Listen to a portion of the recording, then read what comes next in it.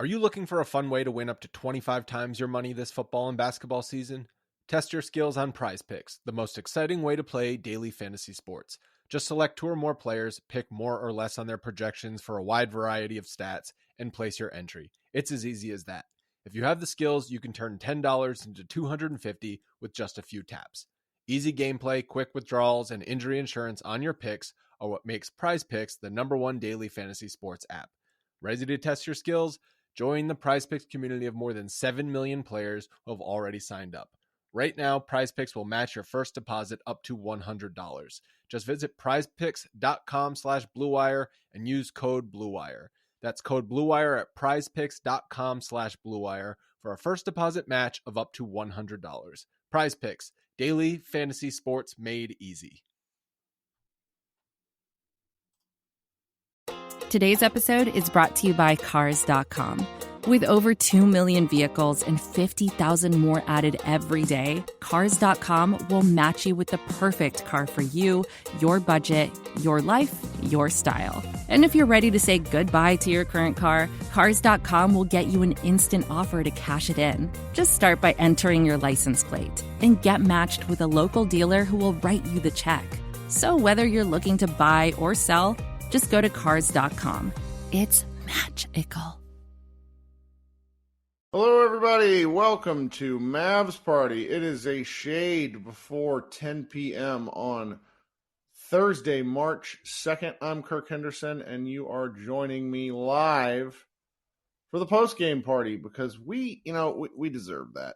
We deserve that. The Dallas Mavericks just defeated the Philadelphia 76ers 133-126 on national television, no less, in a game that felt really, really good. I don't know if I feel any different about the team long term, but when your 2 best players combined to score 82 points, you should relish that. And that's what we're going to do. So what? They gave up a 25-point lead in about 10 minutes. They won. They pulled this one out. I had a really great time, and I want to talk about it with you guys. So why don't you come up on stage, be listening for your name, look for the ring around your name to light up. Pull yourself out of the chat if you're hanging out in there. And let's get our takes off, and then I'll maybe get to go watch television or something before bed. All right, we got a whole bunch of people already waiting to talk. Coming up first, Josh, my optimistic man. How you doing tonight, buddy? Well, I don't call that much when I'm feeling non-optimistic, or I just am traveling in weird places where I don't have good internet connections and then don't want to bother you. But yeah, that one felt like, here we go again. Sure. I mean, the Mavericks have been doing this to me for 25 years. Why would they stop now? Well, I don't know. I don't know if I feel like they've been doing exactly this. Oh, yeah. It's variations of a theme where it's like, you play enough basketball games, you're going to lose leads. But it's like, I feel like those stick with me. So it's like when they lose a 27-point lead 2 games ago. And I'm really glad we don't have to worry about that because they came out, they calmed the ship. Doc Rivers absolutely stepped in it because for those of you who don't know what we're talking about, the lead got cut from 25 to 4. And then Luka and Kyrie hit like back-to-back threes, and the game was basically out of reach. I don't know exactly. I've been watching these games. I've been traveling for like 9 months, so I've been watching a lot of games, unfortunately, on my phone. Oh, yeah. So with the audio, so I don't know, but I didn't catch what was the Doc Rivers thing. So what Rivers had done at that point, they got that lead back with Embiid and Harden on the bench. So it was what he ended up doing was committing, and it's an easy sin to commit, is you leave your hot bench in for 1 more minute. And that 1 minute was where Luka and Kyrie hit those threes. I think had he put Embiid back in earlier, we might have been looking at a tighter game down the stretch. I still feel like the Mavericks had their number because Embiid was getting pulled out to the 3-point line because he was having a guard 5 out, and he's not as mobile as he once was. The Mavericks were cooking. Yeah, what was Bullock? Billion for a billion. Where is that? This pulled up. He was 5 of 12 from the floor, but 5 of 10 from 3. Yeah. He seemed, just from watching but not counting, he seemed very, He hit like 3 very in a row at fiery. one point, and it felt like NBA Jam. Yeah, and yeah, similar to you, I still don't really know how I feel in general with the team. It was good to see Green really get minutes. I didn't catch the first quarter because I'm on the West Coast, and these games sneak up Sure. on you how early they start. Yeah, like 3 in the afternoon. It's like, what the?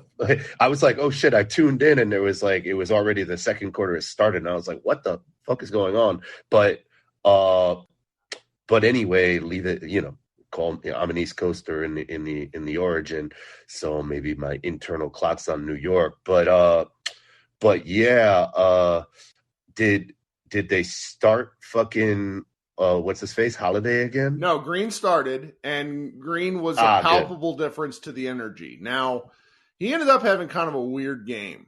Not his best game, but he did commit. He did have moments. And I think one of the things that Kidd struggles with Green is that Josh's energy can sometimes be too much. And we saw that in like the fourth quarter at the end there when he turned the ball over for just because he got a little over exuberant. But I would argue with what the Mavericks need, like they need some frenetic energy. Otherwise, it feels like half the team is just kind of like, they just feel like they're a little too methodical unless Josh Green is running around like a crazed Muppet. Yeah, I agree with you. I'd rather have that craziness. And I think this is my last thing. You got a bunch of people on the line, so I think that Kidd. Because I listened to your episodes, and yeah, you were pissed, and so so was everybody pissed, and the whole ordeal on Kidd. He's kind of like I don't know. It's a weird because he's like a player's coach allegedly, yet at the same time with certain players, he's a grumpy fuck, and so the whole thing with Christian Wood, I think, is a bit of a conundrum because maybe if you looked at it from another perspective, maybe it's also like, hey, this could have been Christian Wood's turnaround in his career. Yeah. But Kidd is really, Kidd was fucking hard on him forever. And also Kidd just pulls him at really strange times. I'm not talking about this game or anything. I'm talking about the whole fucking season. Sure. At moments. Yeah. Jesus. It's really weird. So it's kind of like, hey, if you want somebody to fail, you can set them up to fail. Yeah. And it feels so, I'm not defending Wood because... It becomes a self-fulfilling prophecy. Like you tell the guy, you set him up to do. I think I agree with that in broad strokes. I will say I need Wood. Like we wrote a whole article on Kidd's start to the fourth quarter against, not Kidd, Wood's start in the fourth quarter against the Pacers where he commits 3 straight offensive fouls. And it's like, Bub, like, yes, 1 mistake, fine. 2 mistakes, you're in your head. 3 mistakes, Jesus, please stop.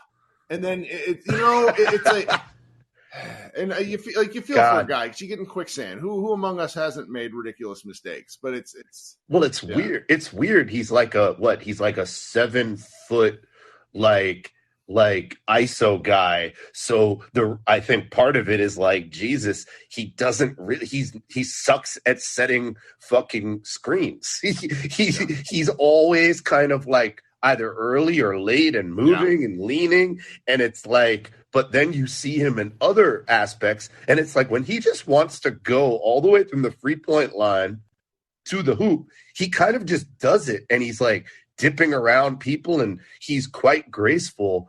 And so I really think that man, it's like I kind of think, hey, well, people are like, oh, like I know it's a big joke, like, oh no, we're gonna lose Wood. I just kind of think like it's like, man, why do you got to be so hard on the damn guy? Yeah. But maybe who knows? Maybe in the locker room he's a total douche, and And, we don't know that because I know how it is when you're in the locker room and you're like, man, nobody can stand being around this guy. And then you aren't exactly inclined to like give him love on the court. But anyway, good win against a good team. That's right. Well, thank you for starting us off. Yeah, for sure, Kirk. Nice to talk to you as well. Who we got next? Chris, what's up, my man?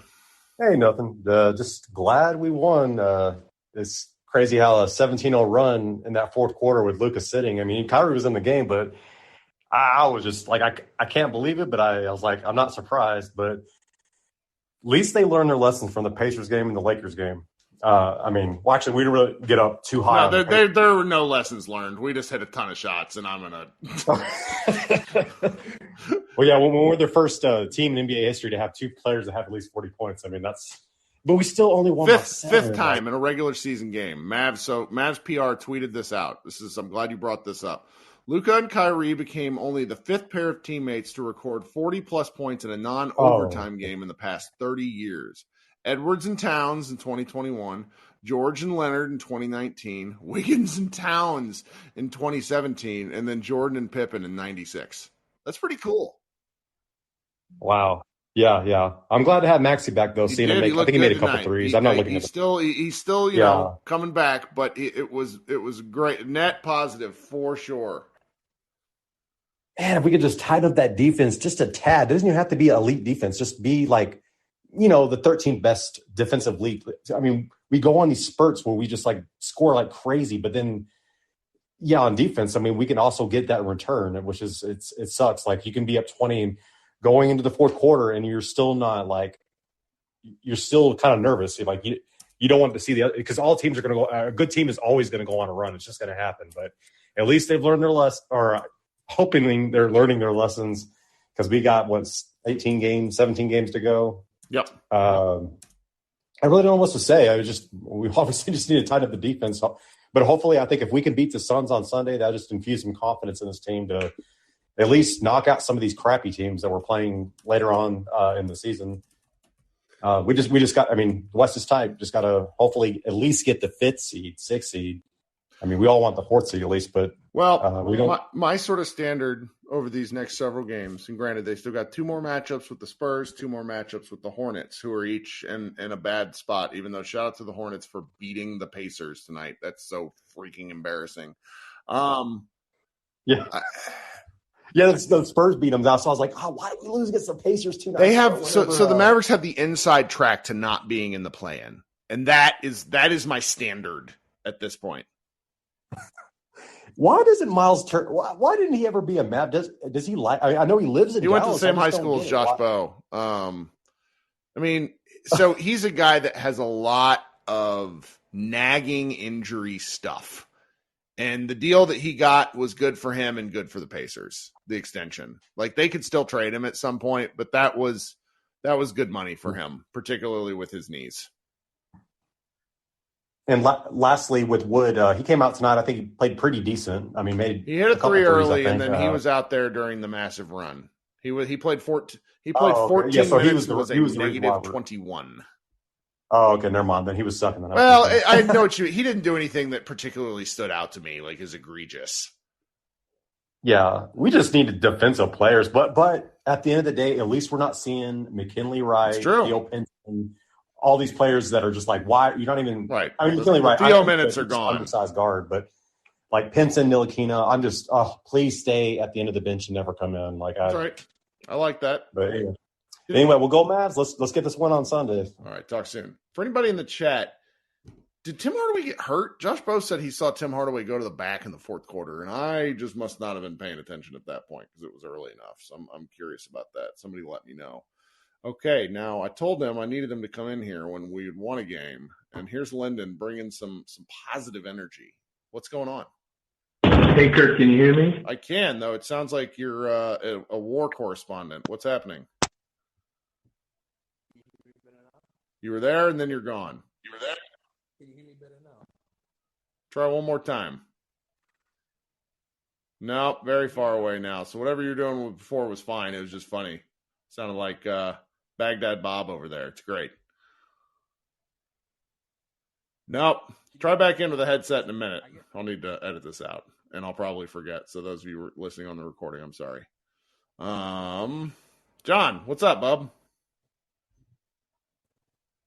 Kurt, How we doing? can you hear me, man? I hate this team so much. What do you mean, like the fact that they just don't make any sense?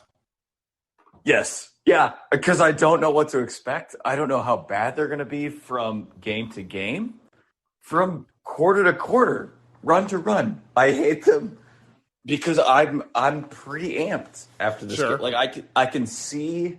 You can talk yourself into something. Yeah, it feels like it was fun watching Kyrie.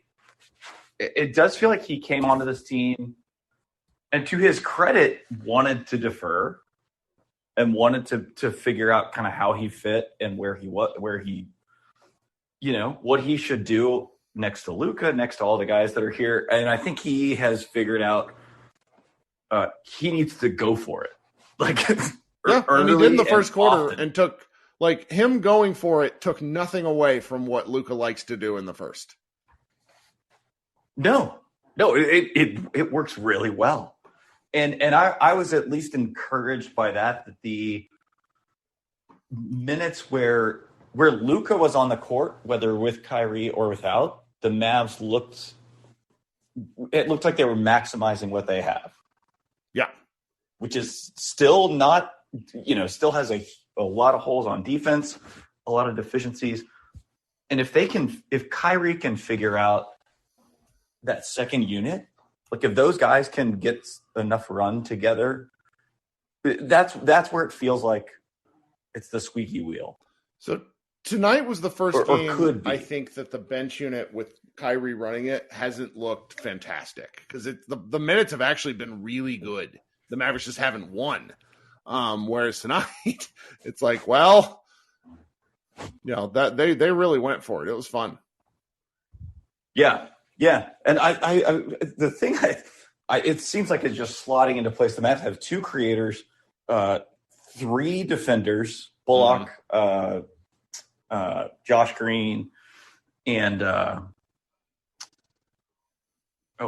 wrote this down. 3 defenders. I don't even know. Luka, Kyrie, and Josh. Like, are you talking defenders or play initiators? Yeah, defender. Like, Reggie. Oh, and Reggie. Sure. Reggie, Josh Green. Yep. And then they've got, and everyone can shoot threes. Yes. So that kind of tells you what this team should be. Just like last year. It should be yep. And it's last year. It's last year, but an upgrade from Jalen Brunson, basically. As much as I love Brunson, Kyrie is better. And so this team just needs to shoot a ton of threes and try to defend as best they can and hope for the best. And I mean, they shot really well. I mean, unbelievably well in this game, but like they didn't hit any threes that were like no, crazy. It felt like all in the flow, open, like just good process resulting in good threes. Yeah, it was tonight's game was enjoyable to watch. Yeah. Even when they gave up the lead, it didn't feel like they were crapping the bed. It still felt like they were sticking with what was working. And I think that's mostly the players just figuring out, because it's not like I don't think Jason Kidd was doing anything better other than just playing the good players. Sure. No, I mean, getting your rotations in order, which it's such low-hanging fruit. This has been his thing all season where he wants to try stuff, and it's like, but why don't we do the obvious thing? Like, it's like, here, I kept making the joke on Twitter. It's like, look, the Dallas Mavericks are running the hit shots offense. And it's, well, why are they hitting shots? Good process, the right rotations. You're not playing. I'm really glad that Holiday is insurance, but his 3-point outburst that first game is an outlier. If he hits 1 3 a game for the Mavericks, then we should be excited. He can't be playing 30 minutes. He should be playing the 10 that he played tonight. And what's hilarious is he hit those threes, and Jason Kidd was like, let's just started. Yeah, I don't now. know what happened Like, there. Like, 'cause I don't think he knows why he started Holiday, because Grant Afseth basically asked, like, straight up asked him, why has Green not started? And the answer Kid gave was, oh, it was like a filibuster. It's like, well, you see, back when time began, and it was just really funny. I enjoyed it. What else you got for us? Oh, dude? I loved. Oh, that's basically it. But yeah, Jason Kidd has the personality of a styrofoam cup. That's what I don't get is like he's a player's coach, and he seems like the least enjoyable person to talk to, or hang out with, or insightful. Or I mean, not that you have to like hang out with your coach. He also doesn't seem to have any insight and.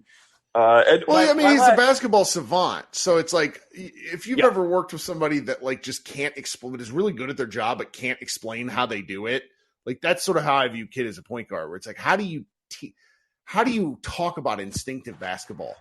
You like Luka, and that's where he and Luka share that, where it's just like they both see the floor in a special way, but like translating that into helping other people is hard. Oh, totally. Last thing, Kyrie just had some cool plays. I'm in a way that I've never seen a Dallas Maverick. Like that three, I think it was at the end of the third, where he just stepped into. I mean, just that step into the three and just drain it. And then there's one where he missed a 1-on-1, then got the steal and made a pass to Josh Green for the dunk. That like the pass itself was so cool. Yeah. It was just I have enjoyed watching Kyrie play so much more than I thought I would, and that's why I want this team to figure it out, because it could be, I don't know where it could go, but it could be fun, and this was a game that felt really fun, and I just want more of that. Well, fun is what we should want out of basketball and out of our time. Thank you for hanging out with us, man. That's right. Thanks, man. Let's see who else we got. Good Lord. The room's growing even longer. All right, we're going to give Lyndon another shot here. Lyndon, what's up? Hey, Kirk, can you hear me? There we go. Sometimes the audio, it's like if you're doing headset, different stuff, it doesn't work. But thanks for trying again. Yeah, I just more wanted to come in here and more listen to what everybody else thought. It reminded me of like those Mavs King things when I was a kid, when like Mike Bibby was on when Mike Bibby was on the Kings. The formative and 2003 Kings Mavs series. That was there were some bangers back then. My God.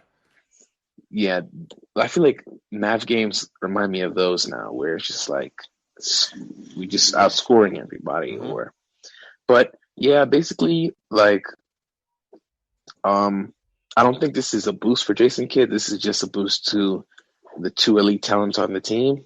Hey, when Luka Doncic is on, he can beat anyone who's standing across from him. When Kyrie Irving is on, like when Kyrie Irving is on, he can destroy anyone across from him. That's understood. The issue I feel like a lot of us fans had was the process, like the lack of, any type of flow on offense and all this stuff. But that's for a losing night. For a winning night, I really just wanted to say it's a good win. I don't know. I didn't really see anything that made me think of what I could see in the future. I think the rotations. That's about all that I saw. Was they had the rotations in the place where Green started. I liked the bench unit. It wasn't particularly productive, and we eliminated some of the minutes or trimmed down some of the minutes that make us all freaking crazy. There were no Frank Ntilikina minutes. There were no Marcus Morris. Maybe, we might need him from time to time, but the rotation looked pretty good. You go look at the minute distribution. I think the only thing I would have liked to have seen more of was maybe a few more Christian Wood minutes, but he was pretty rough in his time. I mean, that's all in all, I liked what I saw. Like it was a playoff rotation tonight. That's for certain. Yeah, I agree. I feel like I know Christian Wood is a flawed player, but I feel like Jason Kidd should just give him a chance to make mistakes. Like we've seen his playbook for years. When you treat a player like this, he's not going to play better when you have him on such a short leash. Rick Carlisle did this for years to young players, and it destroys them. It has them looking over to the bench every second, Well, here's a theory. I think they want to pair Maxey and Wood's minutes almost like minute for minute. Like they want Wood playing with Maxey to help cover up some of Wood's defensive issues and, frankly, to put Wood over in the corner where he is deadly from three. I think if you're not comfortable with Maxey's minutes yet, because he only played 20 tonight, and I honestly thought he would have played more, but I bet he played too much the other night when they were trying to beat the Pacers. Maybe we see more Wood minutes as Maxey gets closer to 25 to 30 minutes a game. That's just my theory. Okay. Could be bullshit. Okay. I hope you're correct, man. I'm still with you guys on your kid thoughts. I'm with you guys lockstep. Everything, the articles, I'm with you guys lockstep. But I feel like this is just like you always say, right now it's just about stacking wins so you don't have to play in the play-in. Yeah. Ugly, pretty, the win just need to occur because you don't want the variance of three-point shooting make single elimination games even more terrifying. Like, even more terrifying. Yeah. It does. Yeah. And I think that Luka the past 2 seasons has looked like with the rest, he comes out looking insane. Oh my gosh. Monster. Absolute monster. Well, thanks for hanging out, man. Glad you tried again. Thank you, man. All right. Let's keep going. Let's go to Tyler. How we doing, Tyler? Hey, Kirk. How's it going? Better tonight. Earlier game. Win. Got a lot of things going for us. Yeah, definitely. It was good to see Luka and Kyrie do well, but I feel like it was sort of like we still have the same issues, or so, it's kind of just masking the issues that we have. I really don't think this is a very positive win for the whole team, like other than Luka and Kyrie, obviously, but the defense, again, pretty bad. Although I thought it was better. But, I mean, Philadelphia is on the road on the second night of a back-to-back, and we almost blew another 25-point lead. I can't understand why that freaks everyone out. I will say that. Yeah, that would have been pretty insane had we blown another huge lead like that. But I had one question. So Holiday has basically been like a bench player on bad teams for most of his career, kind of a fringe player. His minute, like he had that one game against the Spurs, but he has not looked good. I mean, he can't really knock down shots right now. And we have like our wings are essentially like Bullock, Green, and Tim. And our guards are Luka and Kyrie. I would like to see Hardy in there getting 10 minutes, even though I know he's like raw, he's going to make some mistakes. But especially with the bench unit, having just another offensive threat, because he can just get buckets, I think would be positive, and just for his growth and everything. I'm kind of I just wish we would, not just stuff him on the bench ever since we got Kyrie. Well, so Kid talked about this earlier in the year. They only want to play him if it's an advantageous situation where he can't, I want to say like where if he makes a mistake, it's not life ending for the team. And with what's been happening lately, there's an argument to be made that like every mistake only makes the Mavericks worse. So I think that kind of be why I really don't think we're going to see him anymore this year. Maybe against like some of the really bad teams, because we got 2 games against the Spurs, 2 games against the Hornets. So I think there's an opportunity there. Yeah, that's all I really had, though, Kirk. Thanks. I appreciate you. All right. Talk soon. Let's go with how we doing, buddy? Ruben, what's going on? Doing all right. I feel good about this game. I feel like my rant was so loud that Jason Kidd actually heard it. No, maybe. I think he got a lot. Like I'm pretty sure he spends time on the internet looking at stuff. So I don't want, like, I'm not being hyperbolic. I would not rule out him having heard a lot of this stuff. I was literally in a Mavs space on Twitter, and somebody said, too much Mavs.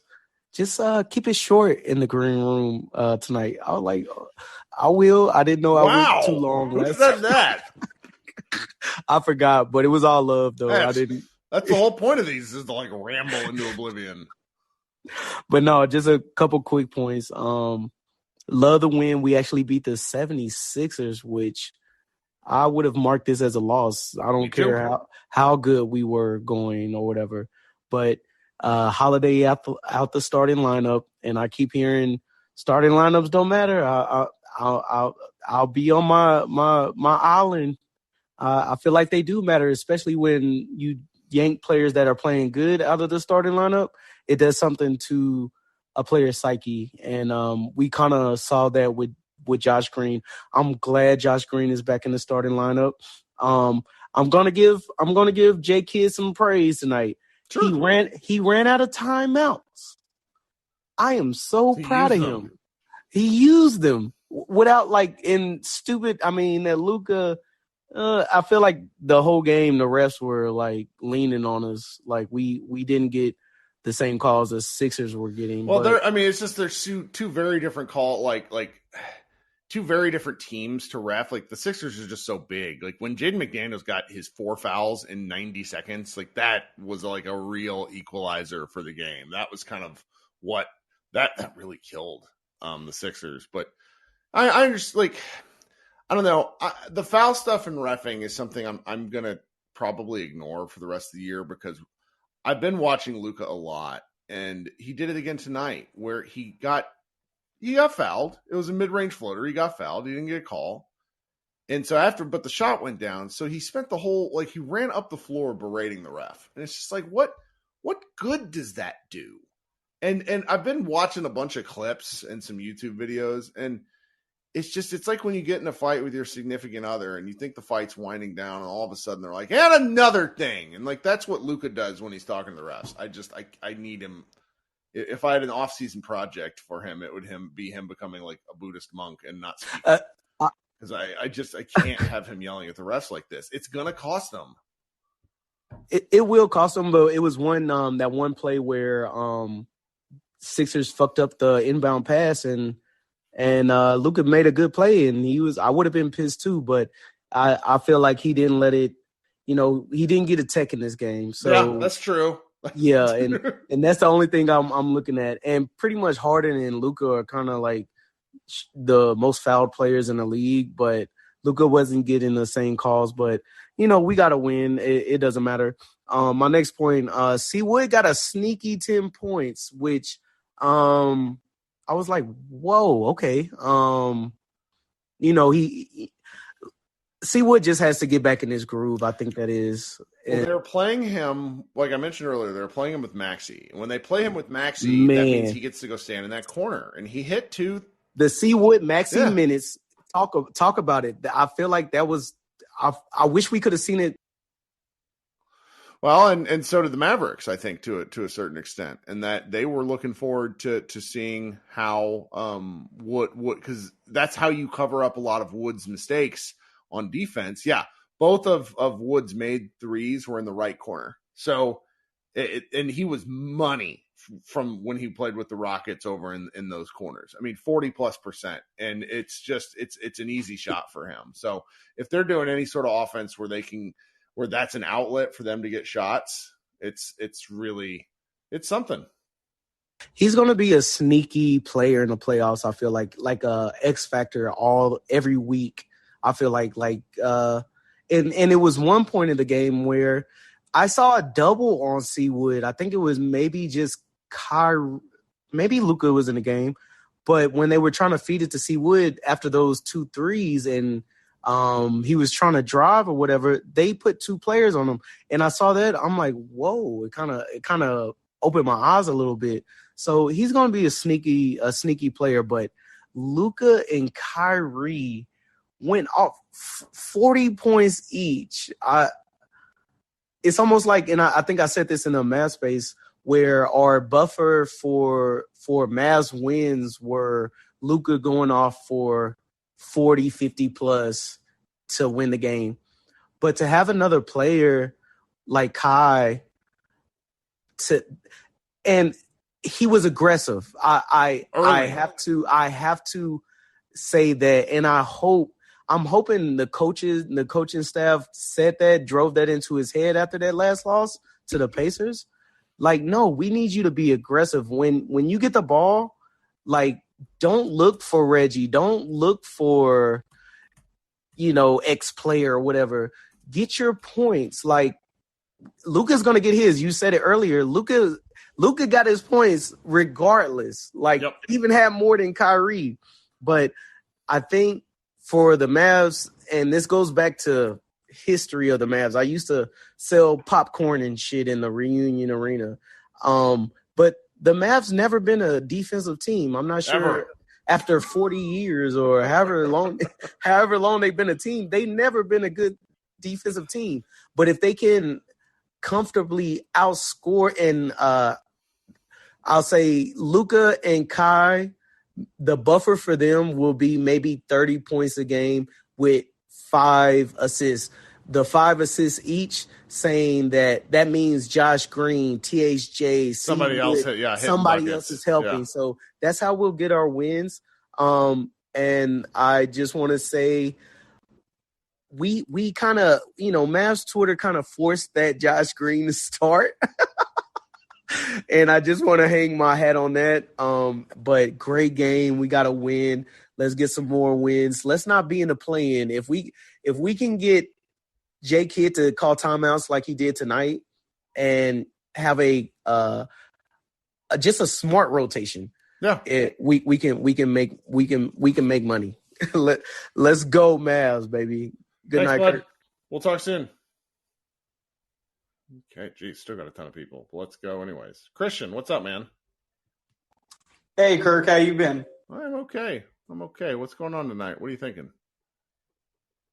I'm just, to be honest, the way I'm trying to look at this season is just try to have fun with the team, because, I mean, the offense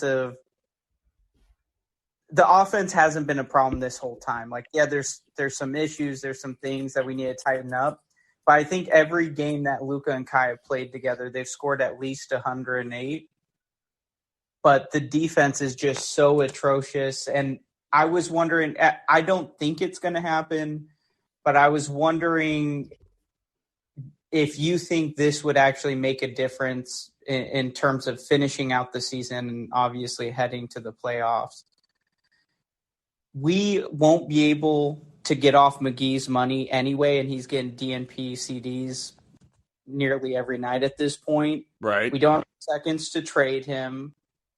So I would advocate just eating the money that we're going to owe him over the next 2 years, going and get a Nerlens Noel, and then dropping like a Frank or Markieff Morris if they're so attached to Frank for like a Stanley Johnson.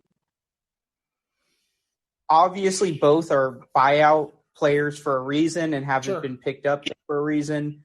Do you think if we were to add those two that it could present – I'm trying to figure out how to phrase it. Give us – Does it move the needle any? I mean, the answer to that, I think, is on paper, it probably does move the needle a little bit.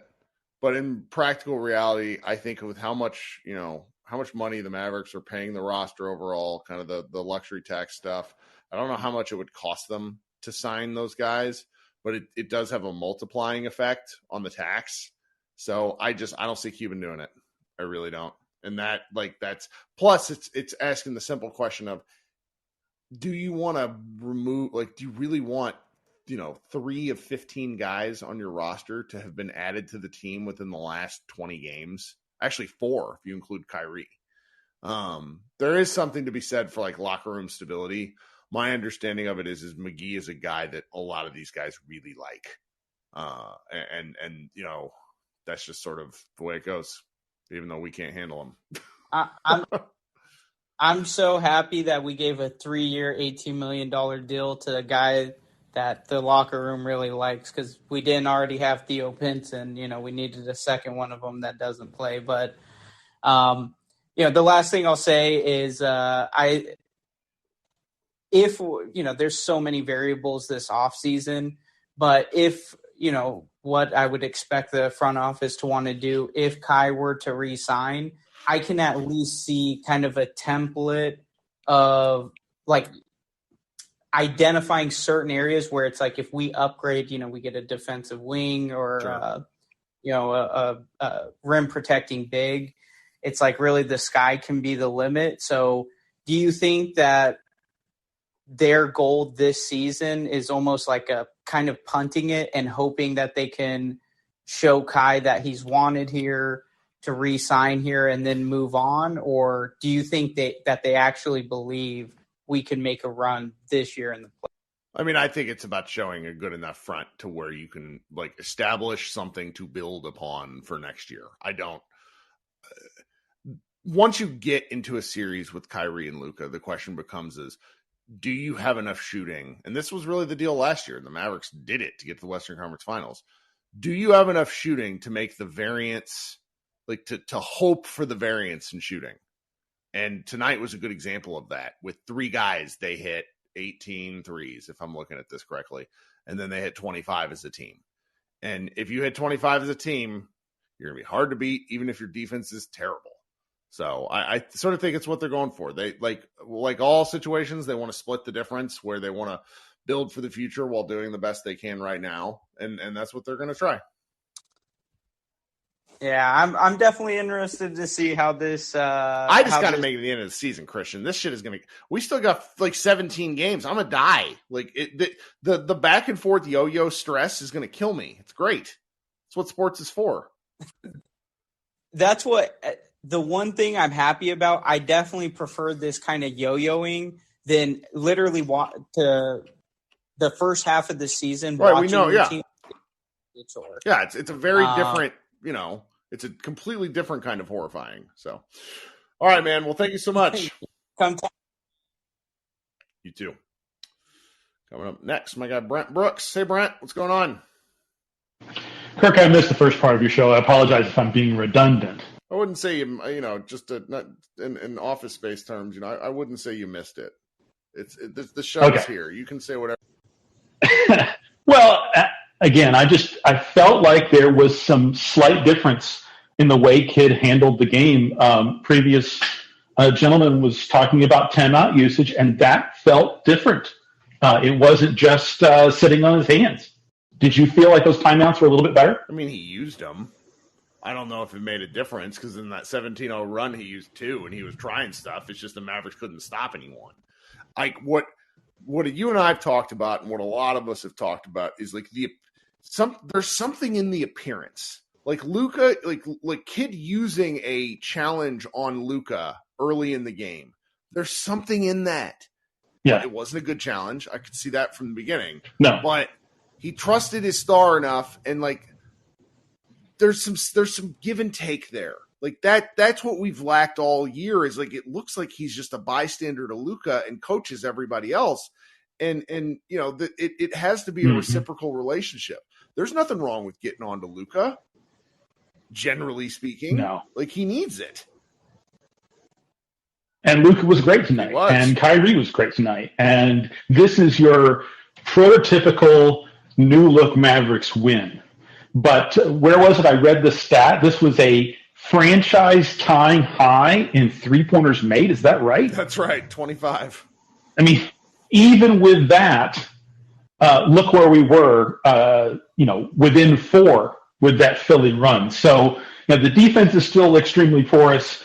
I'm glad that the win occurred, but I don't think we can say that the team has turned a corner, it is certainly the start of something potentially. So you weren't on Twitter last year, which is a very good thing because Twitter is a disaster. But Josh Bowe made this flow chart during the playoffs last year, and it said, did the Mavericks hit their threes?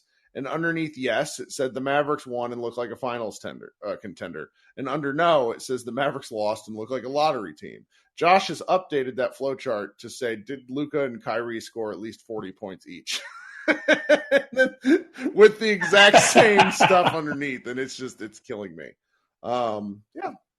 I think if you were to put, I'm going to make a DC Comics reference here, but if you were to put Wonder Woman's magic lasso around the front office, they wouldn't say that they are really gunning for a championship now. This feels like if they are able to re-sign Irving, their first step in at least a two-step process. I feel like we're at least 2 players away. Absolutely. And maybe they look at those 2 remaining picks, 25, 27, and maybe something else, like what can we parlay some assets for so that we can have, a newly constituted big 3 going into next year.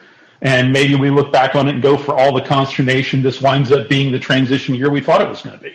I think there's something to that. Yeah. So it's one of those things where you just enjoy the moments. But I would love to be proven wrong as much as you. I know you would too, in terms of how far the team can go. Yeah. And we certainly got surprised last year. But last year had a much different feel because they knew who they were, and there was much more, as such as it was. It's weird to say more depth, but there was more depth last year. Yep. I mean, we are going to see meaningful Justin Holiday minutes in the playoffs. And if that doesn't frighten you, I don't know what will. Maybe so, man. Maybe so. I'm going to let somebody else get up here, man. Talk soon. All right, coming up next, Sonic. Long time. What's up, bud? Hit that unmute button. Tell us what you got. Found the unmute button. Still can't hear you. Steps in the right direction. We'll get there. All right, I'm punch you, and then we'll invite you back up here in a little bit. This is advertiser content brought to you by Frito-Lay. Hello, I'm Chip Murphy, here to get you ready for the big tournament. Tonight we'll break down who will be cutting. Cut! What are you two doing? Sorry, Chip. Prez here got his feathers ruffled when I told him Ruffles has 0 chance of winning the title. And I was letting Dip know that she is not taking into account Ruffles' iconic ridges. Guys, it's March. We have to start talking about the tournament. We are. It is the 2023 Frito-Lay Snack It. We're talking about big-time matchups between Cheetos, Smart Food, Lay's, Sun Chips, and more. Just head to the Frito-Lay Snack Bracket and vote for your favorite chip, pretzel, or dip for a chance to win up to $1,000 or a year's worth of snacks. This sounds great. Keep up the good work. Just go to fritolaysnackit.sbnation.com. No purchase necessary. Sweepstakes ends 4/3/2023. Void where prohibited. Here's worth of snacks awarded in the form of 52 coupons, each good for 1 bag of chips. See official rules at fritolaysnackit.sbnation.com. Let's go with David. Hey, David. Hey, how you doing tonight, Kurt? I am all right. What you thinking tonight? Love the win, especially with that storm blowing into North Texas. It was an interesting night. That was wild. Yeah, it was crazy. I'm just glad that I kept powering up to watch this win. So I had a few thoughts just to keep it fun and light. Is Luka coach tampering? I saw him joking with I think it was Dan Burke on the side of the 76ers, and I just had this thought maybe he's like coach hunting. Well, I think he loves the talk. I really do. You got to invite him on the show then at some point. Just get him on. Well, I think he likes to talk to people about something that's not recorded. The only thing he's ever really said that was interesting in front of a mic was when he was talking to JJ Redick.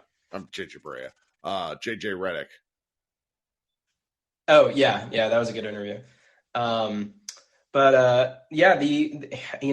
Somebody mentioned earlier, watching the King series back in the day. I remember those were just brutal. That's when I was first becoming a fan. And a thought that I had tonight was we haven't seen a point guard like this in Kyrie since probably Steve Nash. Back when he was, still relatively young for us. And I just wanted to get your thoughts on that because the passing and then the pull-up 3 that Nash used to do. Sure. I know, granted, they're very different in how they handle the ball and everything, but just the ability to find those creases. I mean, the quickness and the change of direction and speed, I certainly see it. I think that Kid, by the time Kid came back, he was much more methodical, and that worked with what the Mavericks needed. But this sort of combination of his movement laterally it's like watching a cat sometimes. He's really interesting to watch play basketball. His handles are just unbelievable, and the way that he can zip through multiple defenders. And that leads me to I'm hoping and praying that somebody on the Mavs coaching, and some assistant coach somewhere, because I have no hope in Jason Kidd right now, get some sort of pick and roll or even like scissor action going between him and Kyrie and Luka, because I think like Luka's little like running floater that he does from to anywhere from 10 to 15 feet, and Kyrie's ability to get to the cup, and then both of them have the range. It's already hard enough to guard them ISO, but to be running Luka, like trying to run through a Luka screen has got to be tough. So sure. I just I don't know why they haven't gone to that. It's an instant switch, and I've not times. really been given a good enough explanation as to why they don't do it more, other than the fact that, that's what teams will do. They'll switch instantly, so your action that you're trying to run won't be as – and I'm just like, you get the wrong guy switched on to Luka or Kyrie, it's time it's good night. Yeah. Oh yeah. Or or again, if they want to keep Dwight in there to do the high screen first, like they could still work a dual action off that. Yep. But love the win tonight, and just hope everyone stayed safe in North Texas and wherever people are watching. And go Mavs. I was at the last two games, so I'm glad I wasn't there, and I'm trying like hell to sell my tickets to Sunday, so that way I can't jinx us again. I understand, man. Thanks for hanging out. Yeah. All right, let's try Sonic again. Sometimes the app gets a little funky if you switch in and out. Hey, can you hear me now? There we are. What's up? Awesome. Well, okay, so I have to admit, I love the win tonight. That was great. The game was awesome. Can you hear me? Yeah, I can. Go ahead. Okay, the app stopped flashing at me. But I will say, I've just been pissed off about the way the discourse with Jason Kidd has been happening in the media and with the fans. And I don't want to sound like a Jason Kidd apologist, because I'm all for criticizing him. He needs some criticism. But I feel like everybody's straw manning this. I'm like, my thinking is, and I'll ask you this, just an honest answer. Did last offseason, when they're in the playoffs, am I misremembering, or was not the major talking point? Everybody was saying that Jason Kidd outcoached Monty Williams, and to win that game that no one thought they were going to, that series that no one thought they were going to win, an unprecedented, series that really becomes a landmark series for Luka Doncic. Was that not the narrative that people were saying, that he outcoached one of the best coaches? I remember that, but can anybody point to me as to what he did? Okay. I mean, other than just the scenes where they're Luka out in an effective way that series, because Luka got torched. Yeah, he did. That's not nothing. Yeah, and all those the huge memorable scenes where he is calling out defensive plays like through the whole play. Sure. So what you're describing is coaching, and he hasn't done that this year. Yeah. Okay, so here's what I want you to do. I want you to steel man the argument as to why he hasn't done that this year. That's what I'm pissed off about. That I don't know, and that's what I thought. Because he didn't do this in the regular season either. It's like and there's an argument to be made that a coach only has so many bullets that they can use, because it's a long season. You don't want to piss off your players. You don't want them to tune you out, and I can see that. Sure. And like tonight, that's why I thought tonight was nice, because I felt like he was a little active. Sure. Well, here's what I want to do. I want to follow the evidence, right? Me and you had this conversation, I don't know how long ago. It's been, I think it was last season, where I posed the question, just from my observation, that the 2011 season may not have been Carlisle that won us the thing, but actually Jason Kidd leading the offense and being essentially the on-court coach, right? That was, and you said that was not an original thought. That was something that people were talking about, way back then. My whole point, the evidence that I see, is that Kidd does not. He thinks of Carlisle's way of coaching as an anathema. He totally hates that kind of micromanagement coaching, right?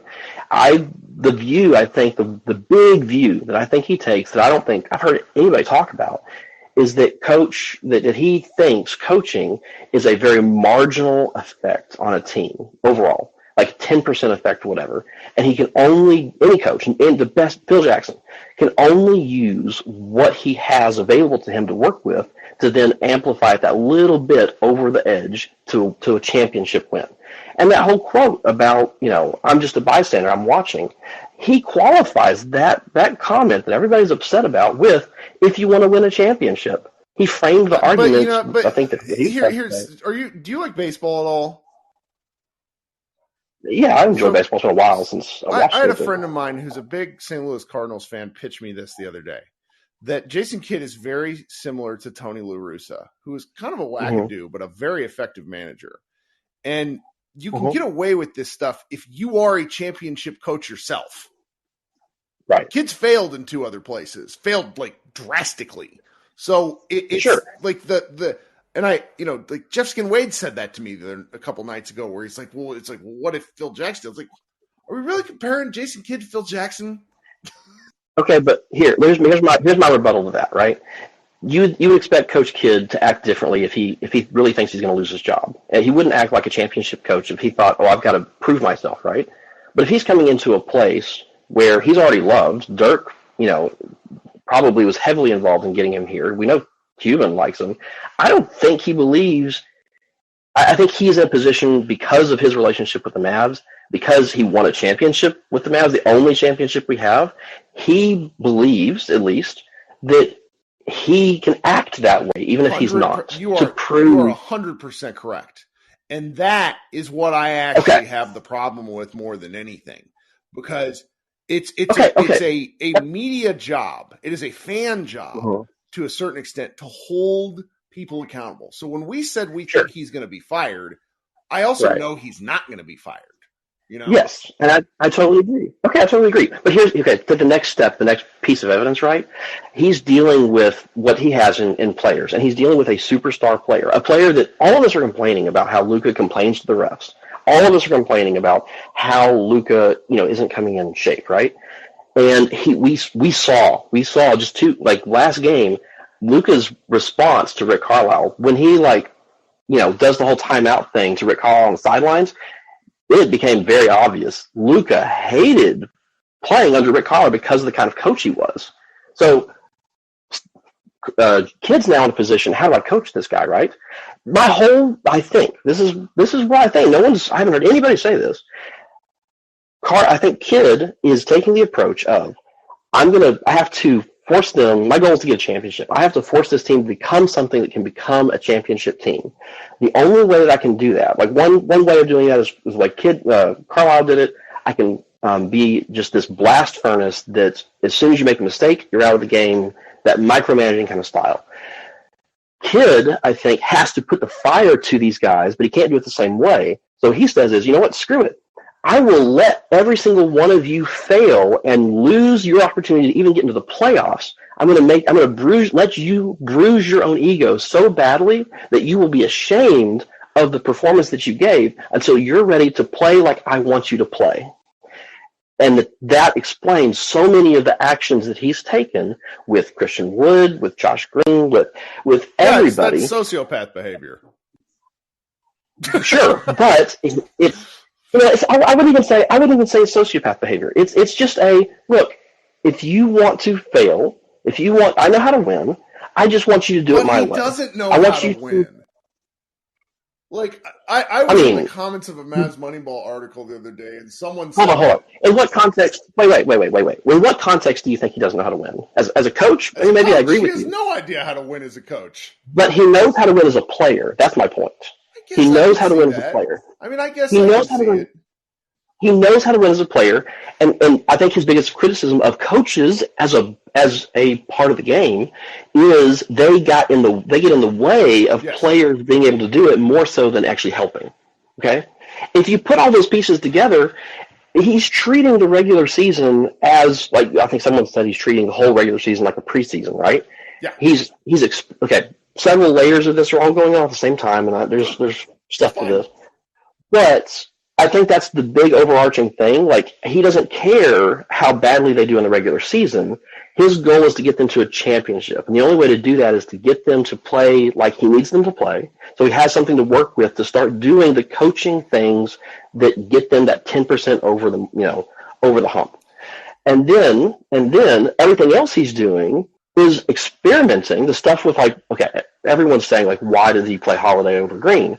He played Holiday over Green 2 games, started him, played more minutes, because he still hasn't seen what Green is. And he's done that pretty consistently, too. I think these weird, why does he play these lineups? He's a pretty obvious, like, experimenter to see what he can, squeeze out of people when he has to make those choices. And he's using the regular season as essentially I'm willing to fail to see what we've got. So there have been, in terms of winning a championship, go back and look at the last team to win a championship that wasn't a top 3 seed. It's been a long, long time. The Mavericks, simply put, are not good enough to do a lot of that. Sure. That's actually part of the beef where it's and sure. That's where, like, I think your argument is compelling because I think you're probably right about what he wants, but that's not what this team can actually do. And that's where he has some responsibility. But that's where you're also making the assumption when you're looking at this that Jason Kidd is only thinking of it in terms of this season. I think he's thinking of it in terms of 5 seasons. What is Luka's time frame? I've got to get a championship for Luka in the time frame I have with him, and he's willing to do whatever he needs to do, get whatever kind of record and however many seasons until he has the product that he needs to get them the championship. I don't think that's an unreasonable perspective. Yet nobody's trying to try to steel man the actions that Jason Kidd is taking for like a reasonable take. Because honestly, all the stuff about him being an idiot, him not knowing how to do timeouts, I've seen him do it in the playoffs. Like I don't think that I think most of the criticism that we're seeing, and from the fan base, that's the fan base, from media, from people who are much more in the know, I'm just like, the straw manning kind of arguments of the easy, shots at him, I think are just us not being able to look past the end of our nose and just, pushing our biases against Kidd to make those arguments. We're not actually trying to rationalize what it is he's doing to then give him actual criticism that he does deserve. And that pisses me off. So I understand. I just, I urge you, if you haven't, go read Miran Fader's book, and you'll watch the stuff that he did with the Bucks, and you will see that he's doing the exact same thing here. And that Bucks team that he left, that they fired him from, won 60 games the year after. Sure. I'm saying I wouldn't expect him to do anything different if these are the philosophies of coaching that he's bringing to a team. Well, I think, like, in terms of the safety net, you're right. Like, they're not, like, Jason Kidd is going to be with us until, like, 2045 because Cuban can't move on. Like, he should have moved on from Carlisle probably before Luka even came in. Like, if not then, by the end of the first year where it was very clear it didn't work in hindsight from what all the reporting says. It's like, why would you stick with something that wasn't working? So right. And there are some things back with those Bucks teams that I've heard, that I've read, that I'm like, and to be honest, like some of the mind game stuff, some of the, we're going to practice on Christmas Day as a punitive, action because they didn't do that anymore. Thank God. But see, that's kind of my whole point. I think he's learned some stuff, but he still has this overall philosophy of how he's coaching, and he's actually landed a job where the organization is going to let him try out his philosophy of coaching. Well, and to me, I find that insane when you have one of the best players of a generation who will be able to issue and dictate his path a lot earlier than most fans understand. Because in the Dallas market, we have never had to deal with the phrase player empowerment. Because over the last 15 years, 2011, we haven't really had a superstar that was mercurial, that could force his way out. Because it really only applies to like 15 to 20 guys.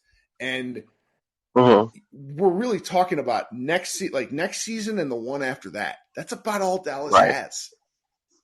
Yeah, and you're right. I mean, so it really, that becomes a whole different discussion about the issues with the organization and Luka in particular. I personally am not as worried about that with Luka in particular because I I don't know. My vibe, my impression of Luka is that he's more in the vein of like Giannis and Dirk, who's like wants to take the hard road, and it seems like overseas players do tend to be more loyal than We've strangely. never seen an overseas player demand a trade. That's Yeah. a bit like a big time one. That's a good point. Yeah, so I'm not as worried with just in terms of Luka. I think I am worried about the way Mark Cuban and the other parts of the front office deal with stuff. But I don't know. I just wanted to actually get this conversation or this argument, I guess, into the conversation because I don't hear it anywhere, and I'm like, it deserves to be brought up. I mean, I hear very little kid criticism, period, because of not only what you're talking about, but also the fact that the local media doesn't really want to push too hard. I mean, the day after he made those comments, Callie Kaplan wrote a piece where it's because Kid never actually said Luka's name. And then the next day, he actually said, yeah, I'm talking about Luka. To his credit, he basically said, he said it out loud. There's no mincing words. That was one of the things that I had a little bit of a challenge with. And Callie Kaplan talked to Kid where he said, well, Kid says, I have this kind of relationship with Luka where I can say these things to him. Okay. Right. We have to take him at face value with that.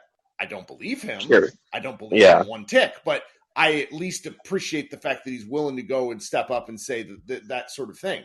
Now, the Kid conversation, like I understand he's not going anywhere, but I will continue to be frustrated by the comment. We're a young team where it's like the sort of like the moment he takes responsibility for something that's underneath his banner as a coach will be the first time.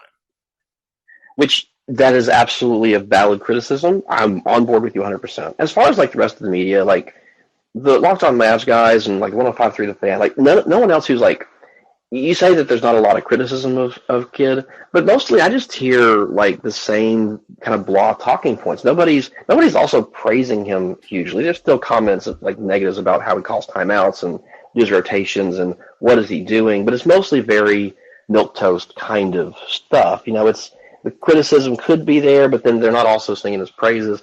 I'm just saying, like, if we're going to have this conversation, it would be nice to see some real, like, let's steel man the arguments. Let's look at, take a serious, like a much more hard look on both sides of what an argument should be.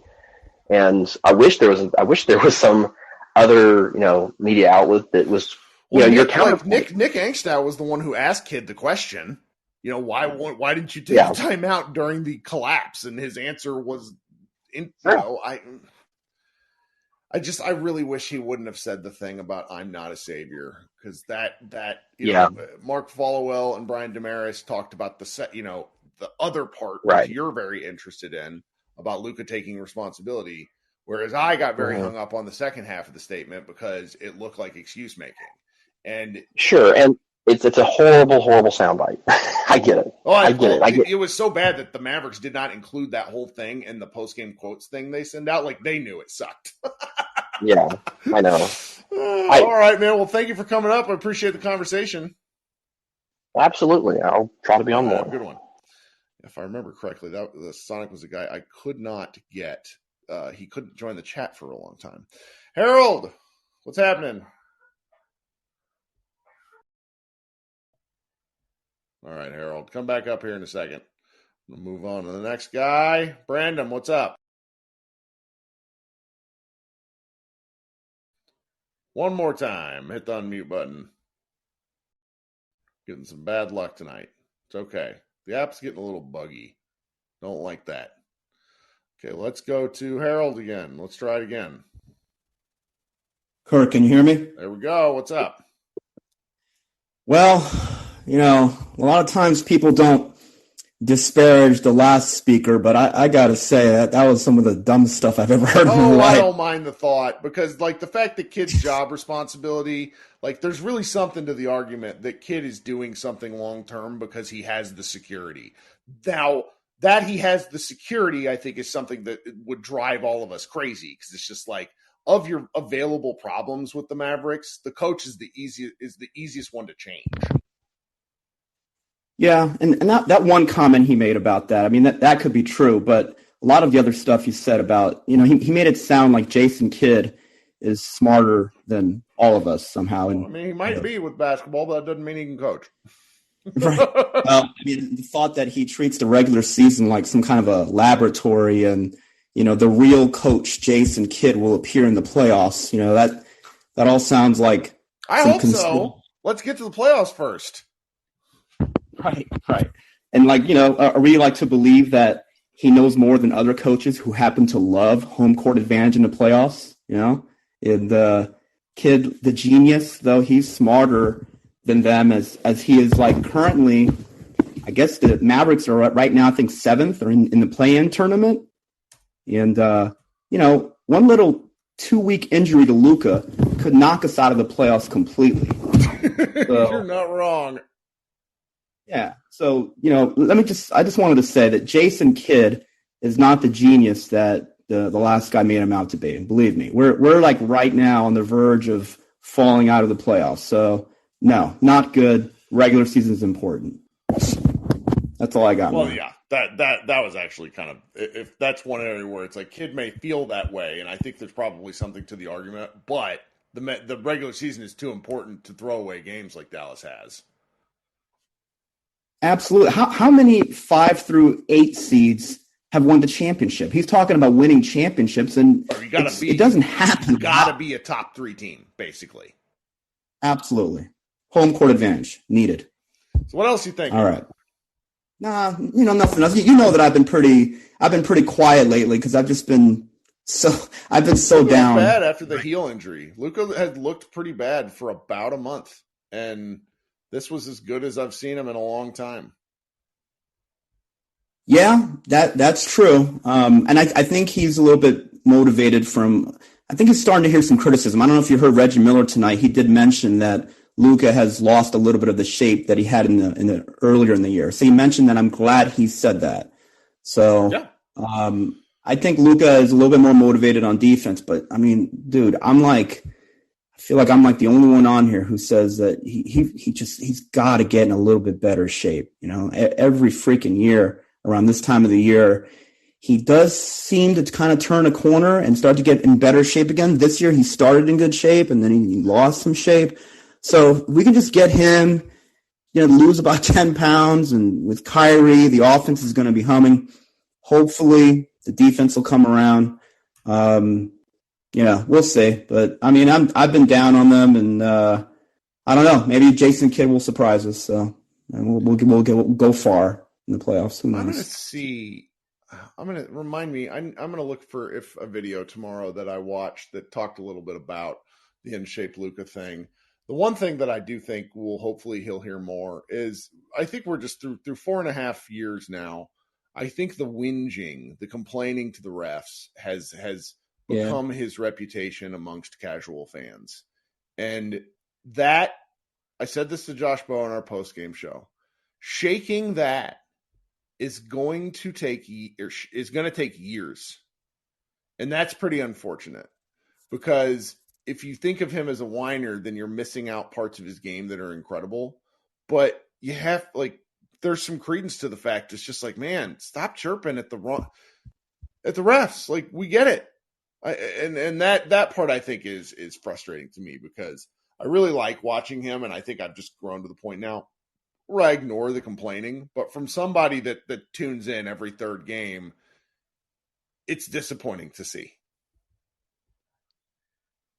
Yeah, and I'm more about the being in shape thing as opposed to the refs, because I really think that the less in shape he is, he's just one step slower, so he doesn't quite jump as high, so his shot gets blocked some more, so then he complains to the refs saying he got fouled. You can make the argument the two things are kind of linked to a degree, where it's because he's not in great shape, he complains more. Definitely. Sure. Absolutely. And I think he's a little bit more tired when he's heavier. When he's a little bit more tired, then he throws his head down a little bit more, because exhaustion, it's just like Vince Lombardi used to say, exhaustion or something, it creates cowards out of you and me, or something like that. Yeah. He drops his head a lot more when he's a little bit fatter. He just simply does. and he supposedly gets fouled a lot more when he's a little bit slower. He just puts his head down. It's very frustrating. And I've said this before, and I'll say it again. I really believe that he could be the greatest basketball player ever if he got in really good shape. And I'm just, I've heard people, bring up things like, he's got that, chubby European body and all that. Well, look, there's a lot of other Europeans that are in shape. Goran Dragic is in great shape. He doesn't have the same body type as Luka. I understand that. But I would just like a little less body fat on the guy, for Pete's sake. And I think he'd start to complain a little bit less magically as he's scoring 35 points per game, 10 rebounds and 9 assists, and playing better defense. It'll just come that way. I hope so, man. Thanks for joining. All right, take care. Bye. All right, let's see what else we got. Let's go back to my guy Brandon again. Brandon, what's up? Yes, sir. Kurt, second time's a charm. That's right. Thanks for joining. Yeah, well, winning cures all ills. It wasn't a very good win. I'm looking at the box score as always, and both teams had a combined 10 offensive rebounds. So I'm like, man, that's different. Dallas matched offensive rebounds from last game. They had 5 last game and then 5 this game. So I'm like, it's typical Mavs basketball for you. But to me, I wouldn't touch Noel for the simple fact that they tried it once, it didn't work out. They tried to go after him again. I think he went to another team. He didn't really want Dallas, and now they're trying. This will be the third time they try to bring him back. And I'm like, kind of based off of history from being with the Mavs where he didn't play much. It kind of, to me, would be it'll be the same thing again.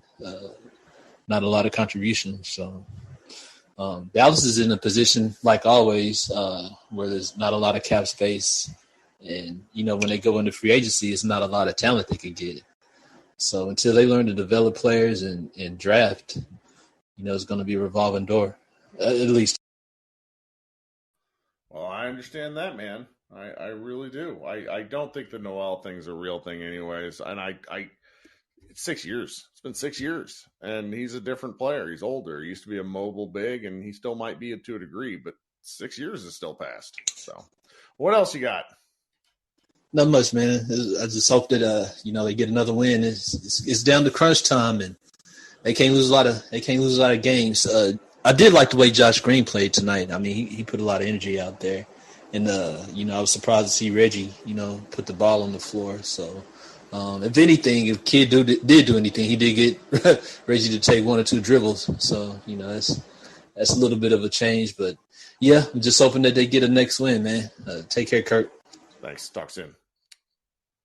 All right, let's go to Adam. Hey, Adam, what's up? Hey, Kirk. Interested in your thoughts about a couple of topics. So the Jason Kidd conversation was interesting to me. I've always viewed Jason Kidd as not a bad coach. I think he's just clearly the wrong coach for this team. He's like a bridge coach. He's Mark Jackson to me. Mark Jackson, had a lot of good traits for that early Warriors team. He really, empowered his players, kind of making them feel like, they could be great one day. He did a lot for Steph and Clay in those early formative years of their career. I think the same thing can be said about Jason Kidd with Giannis. Giannis came over from overseas, was a mid-first round draft pick. He really changed his mindset to the Giannis that we have today. Now, Jason Kidd clearly isn't a strategic coach. He's not an X's and O's coach, but I mean he connects with superstars, or at least young superstars, and you see, and I will give him credit more so than other coaches. He's not deceptive when he talks. He's and definitely not opaque about how he feels about things. He told you he is approaching this team as if it's a young team, just because he views just because Luka is 23, right? And he doesn't realize this is probably one of the older teams in the league, and his approach just doesn't match with the personnel that the Mavericks have. I'm out on him. I'm No, I agree. I'm giving him. I think if he was coaching the Orlando Magic, he'd be pretty good. But only with like the there's players certain that he things. connects with, and this is kind of the problem with certain guys, where it's just like we've seen the way he's treated Wood, and I don't necessarily disagree with elements of it, but is he going to get the best out of the top 8 guys? And I don't know. I think there's something to the fact that, like, I think maybe we put a little bit too much of an emphasis on coaching. I thought that was an interesting point, but it still matters. And I think somebody said this to me after, 2 days of discussions. The only thing that ultimately matters is if Luka Doncic still tunes into Jason Kidd. That's what matters. When he got fired by the Bucks, it was because Chris Middleton forced their hand. Pretty positive about that one. Don't know if that's reported anywhere, but talk to enough people because it's been so long. That's what happened. And until, so in that simple regard, he will stay head coach for as long as Luka wants him to be the head coach. Yeah, I mean, Mark Jackson had an issue with Draymond Green not really, developing him. That was an issue. I think you see a lot of parallels between the 76ers and the Mavericks. I mean, if you think about it, like the Mavericks are a year behind the development of the Sixers. They both have a difficult decision to make this year with this upcoming season with the extensions for Kyrie and Harden, but literally, like they both view themselves as championship contenders. I don't think either are. I might get some criticism for that, but they're just they have similar coaches. I mean, I think Jason Kidd is trying to become Doc Rivers. Doc Rivers is able to do what he does, and he has his foibles about not playing young players and being too attached to guys that have played for him, even beyond their shelf life. He has a lot of things that people dislike, but because he has that one title with the Celtics, people allow him to just continue to be Doc Rivers. Doc Rivers thinks of himself as Greg Popovich. He's made comments like that publicly. And I mean, and the two teams, I mean, they're a roller coaster, right? They don't play that much different, sometimes night to night between a win and a loss, but a win gets fans feeling like they're in nirvana and they're on the ledge if they're losing, and there's so many qualifiers that are required just to win. I mean, Maxey has to score 20, 25 a night for Philadelphia to feel comfortable. Even if Harden's giving you 25 and 12 and Embiid's scoring 36, you have a similar thing kind of, with the Mavericks, right? It's definitely not sustainable for both Luka and Kyrie to both score 40. But you would hope that, if they were both, contributing 60 points, that you would be able to kind of get 50 to 60 from the bench and from the rest of the starters. And that's just not something that you can really depend on at this point. Yeah. Yep. Well, thank you much. Appreciate you hanging out. You got anything else? Just really quick, has your mindset over these last 8 games changed about, how you approach the game as a fan in terms of the ceiling for this Mavericks team? Oh, that's a good question. I think that my ceiling, like I've readjusted what I wanted for them to do, because I thought with the team that they had a path to a 4 seed. Now, they might not have been as good in terms of talent, but I thought they had a path to playing a certain way. Now that they don't have the defensive guys at all, outside of Maxi Kleber, I'm very hopeful to just stay out of the play-in, and then it's kind of come what may for the playoffs. Game to game, I mean, this is a 6th straight game the Mavericks have given up 60 points or more in the paint. Not to say it's the Michael Scott gif. I'm no doubt about it. I'm ready to be hurt again every time I turn on the television. The fact they collapsed from a 25-point lead tonight was hilarious. I used to get so mad at that stuff, but now it's just I'm trying my best to be all right, it's got to make it through this season and then see what pieces they can add, because the defensive and they just don't have defenders. And if you're going to have Luka and Kyrie, you have to have more defenders. Yeah. I mean, I think if I'm thinking on how in Cuban's mindset, I think he knows this isn't a championship team. Yeah. But listen, the silver lining is the Mavericks are probably a top 3, top 5, league pass team right now, with Kyrie and Luka. Sure. I mean, if they re-sign Kyrie next year, they're gonna amongst like the top 3 or 4 teams, they're gonna get the most national televised games. They're just fun to watch, right?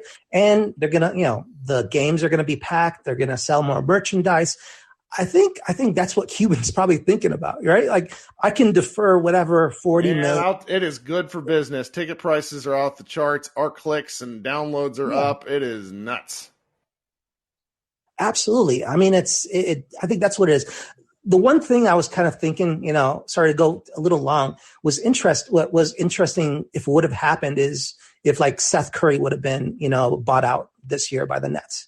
Yeah, I think that additional consistent, like reliable 3-point shooter, obviously Seth Curry is often injured, that's a consideration, but like to get more of these nights where you're averaging 23 pointers a game.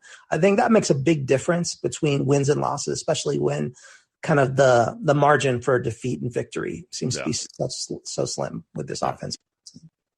It's good stuff, man. Thanks for hanging out. Adam peaced out.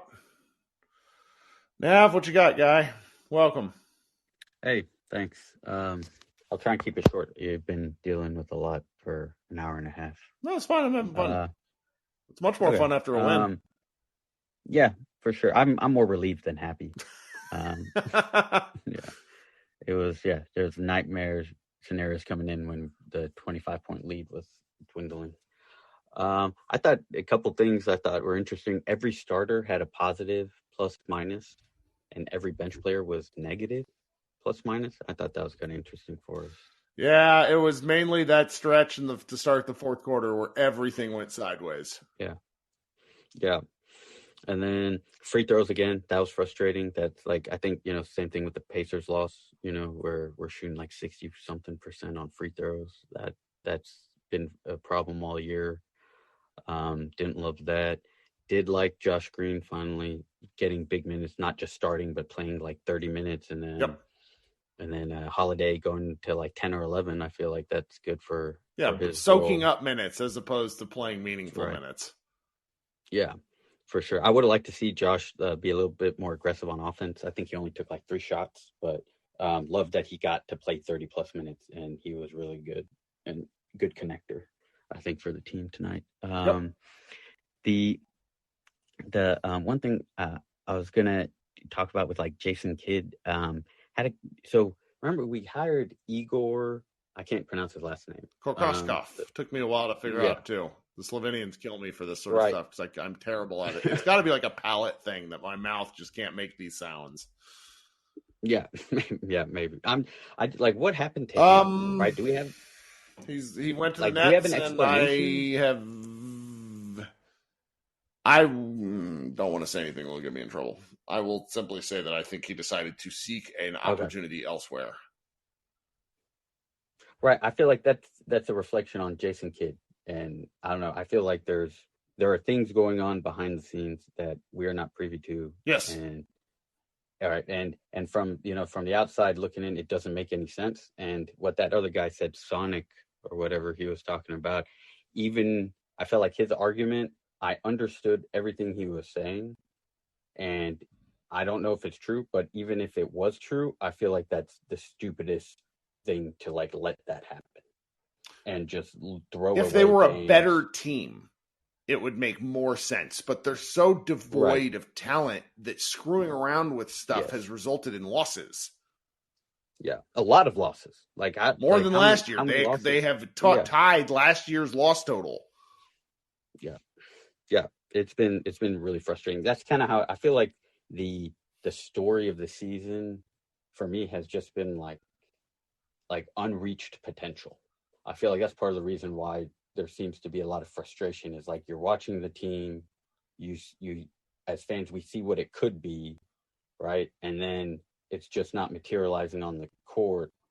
And my perspective is I'm blaming the coach with the rotations we're doing, the minutes we're doing. Like the mind games, playing with, Christian Wood, not playing our best players the most minutes together. Like, it's been really hard to just watch. And, it's like one thing if you're watching a team that, you're like, oh yeah, we're not expected to do a lot, or like, yeah, Sure. they're playing their hearts out, whatever. But I think we know that the team can be better as currently constructed despite all the flaws. And it's hard just to sit here, and watch and be like, dude, what are you doing? Like, I'm sitting on sidelines. I don't know anything, but I know I should play Josh Green a lot of minutes over this other guy who wasn't. Like, we've got enough sample now. Like, he wasn't on Right. the team because he hurt himself, and it was so evident that they needed him. And then he came back, and things look better.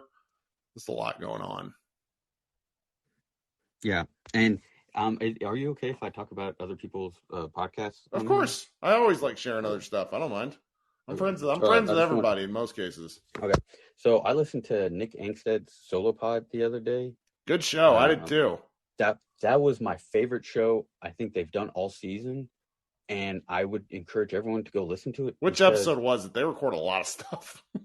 It wasn't the one that came out today. It was the one that came out yesterday on the off day. He was by himself, and it was kind of funny. He was drinking while he was podcasting, but it was like he went through. If you haven't had a chance to listen to it, he went through and explained the problems of the team, and his theory was there's no leadership anywhere. And he kind of pins it on Luka, and I think he's right. Yeah.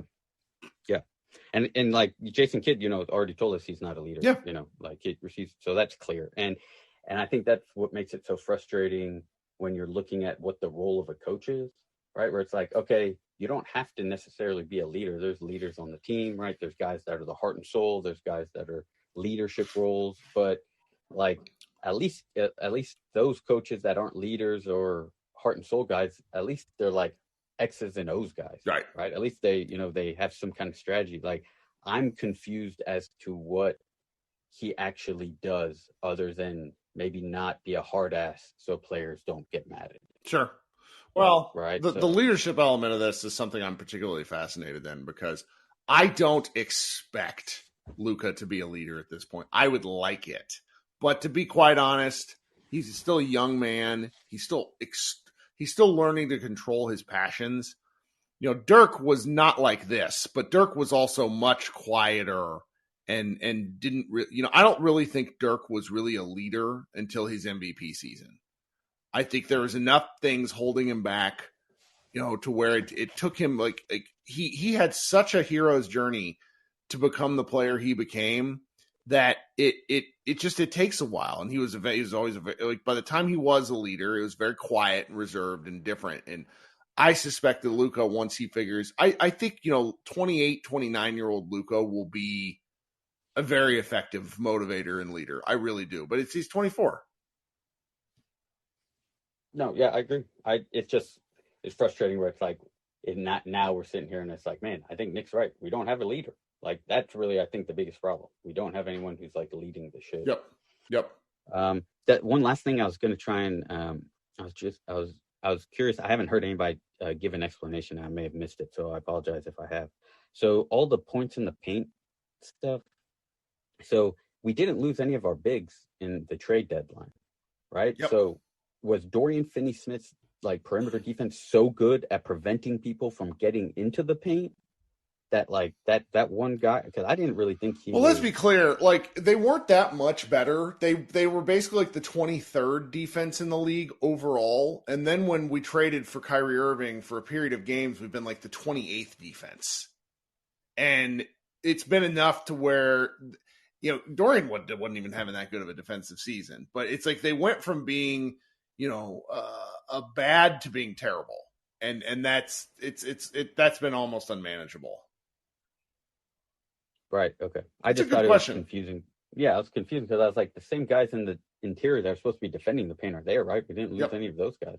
So. No, but right. It puts more of a burden all the way through the chain of defenders, and Powell has somehow gotten worse. I don't know. Yeah. Okay. Yeah. Okay. All right. Well, I'll get off. I appreciate it. Of course. Thanks for hanging out. I'm going to get to everybody tonight. We started early. Brian, welcome. Sorry to have you wait so long. I apologize. Thank you for sticking with us. No, you're good, bro. Can you hear me? I can. Thanks for joining. No, of course, it's my first time. I'm glad to actually. I've been meaning to for a while. Yeah, man, you saw the other day I was tweeting. I was standing in my bathroom mirror, screaming silently. Listening to you and Josh do the post game, and now we got to win, man. Started from the bottom, and now we are slightly above the bottom. See, John, that's the point of this. It's scream not silently in your bathroom, but scream with friends. Yeah, and I'm pacing around my garage, just still kind of ticked off at Jason Kidd for some things that happened in this game, but we got to win. The game was really exciting. Reggie looked super confident. I don't know if anybody had talked about him yet tonight, but man, there was some of those corner threes. He was already going to a shooting motion like before the ball was fully in his hand. Like he was so ready to shoot, and he looked really comfortable. And that was really awesome to see. Kyrie, I don't know who got in his ear. It may have just been him. I know him. He talked about it. He said, I need to do better. I need to be more assertive. Yeah, and in that first quarter, he got buckets off the dribble. He got buckets off of movement like he did before Luka rejoined the team after his heel injury. He was all over the place, really assertive, really doing what we need them to. So I was super excited to see that. Also excited to see our starting wing, start over a guy that got signed 10 days ago. So that's cool. Yeah, it's neat. Happened, right? Something that did annoy me, though, that involved Josh, like, I don't know how many shots he took. I know he missed a three because I missed a big chunk of the first half when I was taking shelter from the storm when the wind got really bad. Sure. But in the second half, I think it might have been late in the third quarter, he missed a three that was fairly open. And from that point on, like when he checked back into the game later in the fourth, like midway or early in the fourth, he was so skittish about shooting. And I was like, oh my God, we're back here again? Yeah.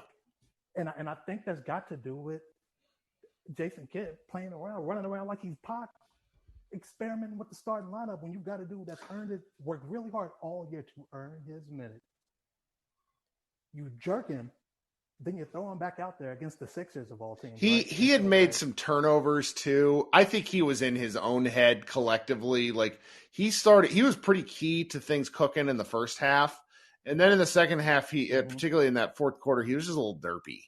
And that's okay. Yeah, he he caught the ball at one point, and I think it was like on the right wing, and he had an opening to shoot. And he just didn't take it, and I was disappointed by that. He did drive and make a really nice pocket pass to Powell, and he got fouled and hit 2 free throws, so that was nice. But then you got to play later in the fourth, like kind of in crunch time, where he flies in from the left corner, gets that offensive rebound, and is right there, can just put it back, can just have a nice put back dunk. Yeah. And looks, I swear to God, looks into the rim like Gerald Green and says, no, I don't think I'm going to do this. And then comes back down, and then he kicks it out to Reggie in the corner and makes Reggie take like a out of rhythm three, which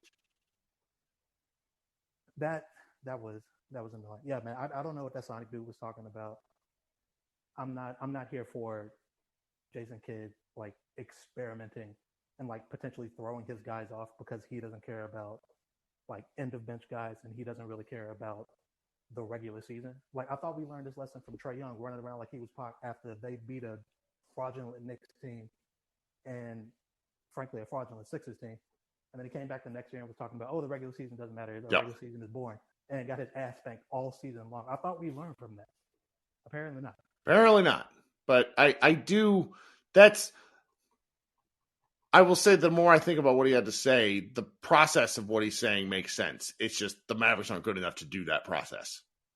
Yeah, the process is cool until you consider literally all of the context of how good a I mean, shit. Do you remember the very first game of the very first Jason Kidd like coach team where they went to Dorian for 2 straight post-ups? Oh, like, my God. I'm never going to forget some of the shit they tried because it's just like, what? Well, Luka's not using all of his paints. It's like, shut up. Luka's also like first team All NBA player 4 times in a row because he's going to be it this year too. What are we doing? Man, I remember they went because I think they went to Porzingis first in the post, and I was like, sure, okay. He's 7'2" in the previous season, right? Like in the post, getting moved off his spot and stuff. Let's show a little confidence in him. Let's get him some touches where he likes the ball down there, and let's see if something happens. And he looked solid, all right. And then we do the same thing, and we go to Dorian, and I said, "Oh my God, He's a seed. What is he doing? That's right. He's stealing money.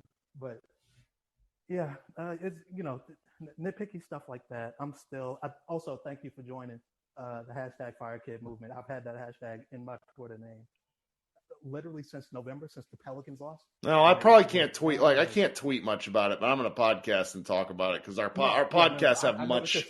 Like, our podcasts have we got anywhere from 2,000 to 5,000 downloads an episode, and like, it's much like Twitter. I'll piss off the wrong Mavs person at the wrong time, and then it's just my inbox, it's like I don't want to. I'm just a man with an internet following. I don't even claim, I don't claim to be media. I don't go to games. I'm a guy with a microphone. It's not hard. Anybody can do it. And some of us do. Well, thank you, Brian. I hope you come back. Of course, bro. I'm definitely going to try. Outstanding. I appreciate Talk it. soon. All right. We got 2 more people. Oscar, and then Micah is going to close this out. Oscar, what's happening? How you doing? Try to find that unmute button. How you doing? Yeah, I couldn't find it. I'm driving. Sorry about that. So I want to comment, make a small comment about Keith's press conference, because what I felt there is like he's right. What he's saying is correct. Like Luka needs to grow up, needs to put his shit together. He needs to stop eating Snickers, pasta, and pizza, and he needs to stop bitching about the refs. So far, that's correct. But the problem I have with him is that he's waiting until the end of the game to say it. I mean, I think he has to address it at the moment. Just take a time out, look at Luka, and shout at him. Just stop bitching at the refs and focus at work. And I don't know if he's scared about that or he's just thinking, playing the turtle game with Luka. Like, no, we will address it after the game. There is no time after the game, and at the moment is the right time to do it. And I really believe it's what he needs, because I was watching him when he was 16 in Real Madrid, and he was having these coaches. He was having this in the timeout. I'm telling you what I think, and you put your shit together. And he was going out and doing things right. So I think he can. It's not that he can handle it; it's that he needs this now. Until he does it by himself, he needs this push. And I don't know, Kid. I don't like the guy. I can say that. The last time I called here, I was calling for asking for Kids and KP out of the team. So we're 50% there. But at that point, I think he's right. Just not the right time to do it. I don't know if he's scared of Luka or something. Well, thank you, Oscar. I appreciate it. Well, thank you. So, Oscar had some rough feedback because whenever I was talking, but I do want to address what he had to say. I've seen Luka's clips from when he's like 14 to 18. He has been coached hard his whole life. He came to the NBA, and people are soft with him because I think they're afraid he's going to leave. But that becomes a self-fulfilling prophecy. I trust that he, you know what? I don't want to disrespect Luka and compare Luka to how I parent my 6-year-old boy, but I have a stubborn and loud 6-year-old that doesn't listen to anybody about anything. He thinks he knows best. He is just like his father, me. And I'll tell you, what I've talked to him about lately is that when you're frustrated and I give you a correction, meaning my son, I tell him you need to try your best to channel your frustration with hearing what I'm telling you into doing something productive. Happens in sports a lot with him. He gets mad. He makes a play and he's just mad, just like Luka. It's wild. I'm like, turn around and do something with it. We have seen Luka as a professional athlete turn around when he's pissed off and just light things on fire. And that's what I want him to do. Jason Kidd challenges him. Turn around and do something with it. You know, I for some reason he stopped responding to Rick, and that's okay. That's okay. Nathan in the chat asks, where's the guy from last season who hated Kidd last and wanted Boban playing 40 minutes a game? Our man Kiva stopped by once at a special request. I think he explained this to me, and I don't want to get anything out of context. But his father passed away, and he with his religion, he's supposed to basically take a year of grieving and not be social. I'm getting this wrong. I'm really screwing this up, but that he came on and told us about it. And he was like, it was like, I'm taking exception because I know I had asked his son-in-law to bring him on. And so we miss Akiva. Hope he's listening to the shows. I think he'll be back next year. All right. But Oscar, I really appreciate that point. I think it's true. Micah. Give Micah a second. Micah's been waiting for like an hour, so he probably does, What's up, buddy? What's going on, Kirk? How's it going? Just still. Right. This is fun. Wins are fun. Like, they are fun. But yeah. So that's something said earlier. The lowest seed to win a championship was the 95 Rockets. They won as the 6th seed. That was 30 years ago. Right. Right. So it was just, yeah. And especially there's, I don't know, it's different. I wouldn't say there's more overall talent. I would just say that there's different kinds of talent. But anyway, but yeah, it was a good win. But yeah, I don't view them as a contender, but they're still fun. I mean, maybe we do. I think it's still a stopgap year, but if you pretty much have the hardest part of having 2 superstars locked in, and then all you got to do is find ancillary pieces, then I think you have a chance to do something better. Like get somebody that's serviceable, that's not going to cost as much as far as draft capital, but we're just going to have to build. I do have to get something off my chest because this has been infuriating today. Like Kendrick Perkins, put some damn respect on Dirk's name because every single superstar over the last 20 years that y'all have been planted shrines to in your ESPN offices, Dirk has packed them up at one time or another. Put respect on his name. I mean, I've watched Kendrick Perkins since 1999, okay? He was a freshman at Beaumont Ozen High School, which I think may have closed, but it's out there in Beaumont, Texas. He was as big as he is now as like a freshman. He was like he was a monster, and I was a year above him. I'm a year older than him. So when I played high school ball, I was tracking teams all around the state, followed him forever. I knew Kendrick Perkins was garbage, and I want to say this was 2002 state playoffs. Chris Bosh and Dallas Lincoln lit him on fire. I want to say that Bosh just kept pulling him out of the lane again and again and again. And, Perkins had a multi-year successful career where he was basically the big guy on good teams. And, he's made a postseason or a post-playing career selling out his old friends and talking shit. So I hope he sleeps well at night. He sucks. Yeah, pretty much. And then just one other thing so Draymond Green bringing up how he feels like, that American players are catch more flack about winning a championship than European players do. And I would say this, you know what? I partially agree. You want to know whose fault it is. That's your buddy that you're all chummy with that tells people that Devin Booker and Jason Tatum are the second coming of Kobe Bryant. That's your buddy that says James Harden is in the same conversation as a scorer as Michael Jordan and Kobe Bryant. That's your buddy that says Anthony Davis is a top 7 player. That's your buddy that says KD is the best player in the planet.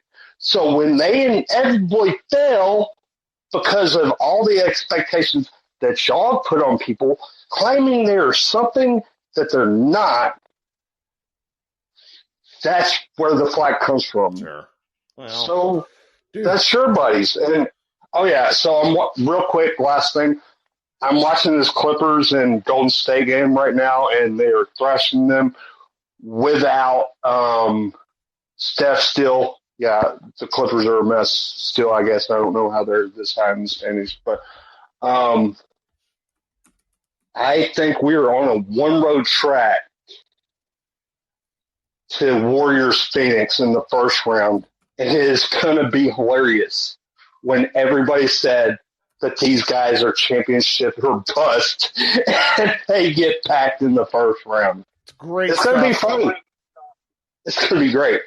But, yeah, great win, Kurt. It's finally fun. That's right. Thanks for hanging out so long, Micah. You have a good night. All right, the homie Charles popped in late. I'm sure he has a good take to send us to bed with, since it's now 11:45. What's up? Go Mavs. Well, it was a great day. It was fun. I went to Waco because it was my mother's 90th birthday yesterday, and drove back just in time for tornadoes somewhere. I guess they were kind of on their way. They were near Bartlett and Granger is Yep. and my partner called me up and warned me. So I parked underneath the overpass. It blew over. I came home and watched this late, which is why I'm in here late. But man, I gotta disagree with some people thinking Kid is experimenting. Kid's I know what Kid's doing. He's not experimenting. What he's doing is he's looking at new players like Markieff Morris and Justin Holiday, and he's trying different. And I don't see that as experimenting. He has to find out who can play together and who can't. And it's not about experimenting. It's about finding out what his personnel is, what they can do, what they need to do better, because there's not a lot of time left in this season. So I do think one of the things that he's doing well is he's probably saying to Kyrie, don't overthink this. Stop sending the ball over to Luka all the time. Just keep playing. And if you've got the ball in your hands, just stay in the stream. I honestly think that the best that the Mavericks played since the All-Star break were both before the game. He was on the team, but he hadn't played yet. And then, so we were just playing in the flow. We weren't like, the ball wasn't sticking in one guy's hand. And he kept saying, just let the ball, don't keep throwing the ball over to him. And I think if they just keep playing that way, where they don't keep thinking, oh, we got to throw it over to Luka or we got to throw it over to Kyrie, they're going to continue to build this chemistry. And they'll figure out who's what their rotation's going to be. But man, it's exciting. It's fun to finally see them beat a good, well, of course they came on a back-to-back, but still the win is, their defense wasn't perfect tonight, but it was a hell of a lot better than it's been. They tried a lot harder. Like, there was some evidence there, and that's where it's sort of hard for me to judge whether it was better just because Embiid is really good and Harden is really good. But the feel was better. Like, I didn't realize Embiid had 35 points because I thought that Dwight Powell did a pretty good job on him. And, they got the win, and that's what we're pleased with. Yeah, and my last comment basically is that when they defend well without fouling, that's where we don't get in this kind of. I don't think the game's going to be nearly as close as long as we don't keep giving the team that's not hitting a lot of shots anyway a lot of free throws, because we get in trouble with our free throw shooting anyway on our own. But yeah, if we don't just give them points at the line, I think it's not going to be nearly as close as it's been lately. But I think they're on the route to turning this around. We don't know how far it'll go, but it's a lot better than it's been. Well, I appreciate you staying up late and hopping in and talking with us, Charles. Go Mavs. Right. Let's cheer them on. We keep believing. Thanks. Yeah, Thanks, when we get another Sunday afternoon game against the Suns, noon. I don't know when I'm going to do the live show because my son's birthday party is Sunday, so I'm probably going to miss the game live, but we'll figure out something. Thanks so much for hanging out. Everybody be good. Enjoy your Friday and your Saturday, and we will talk on Sunday.